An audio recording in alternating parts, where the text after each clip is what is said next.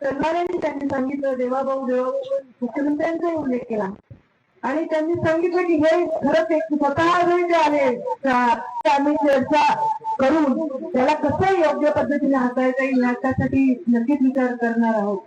आणि मी आज आले त्या दिवशी नाही आले कारण मला असं वाटलं एवढा मोठा आपला पोरगा बसलाय आणि एवढ्या संख्येने लोक आले एवढा मोठा भव्य कार्यक्रम आहे उपोषण सुटणार आणि मी आता घरचीच असल्यामुळे मी गृहीत करणार यांना बोल रोज रोज मी त्यांची बोलवते पण आता त्यांची तब्येत खालावत आहे आणि त्यामुळे त्यांचं उपोषण त्यांच्या प्रकृतीसाठी योग्य नाही आहे.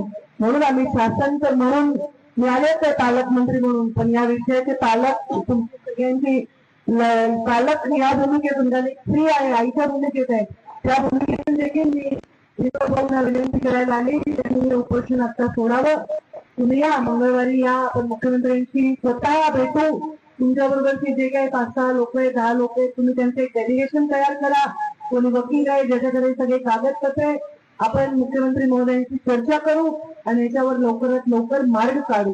पण ह्याचा कसं आहे एवढा लढणारा माणूस त्याच्या जीवावर देणं योग्य नाही. असं कुणी उठून स्वतःच्या जीवावर देतील असं काम करत नसतं समाजात. उद्या मला म्हणलं कोणी उपोषण करा 11 दिवस शक्य होणार आहे का? आज एवढे दिवस हा माणूस समाजाच्यासाठी अन्न पाण्याला इथे बसलेला आहे. आज सलाईन लावायची वेळ आलेली आहे तर आता त्यांच्या जीविताला धोका नाही होणार अशी परिस्थिती आपल्याला करावी लागेल. आणि तुम्ही सगळे छान आहेत शहाणे गोड माणसे अगदी कष्टाळू माणसे सगळे पैलवान गडी आहेत असे काही आजचे पैसे नाहीये. 2.5 कोटी लोक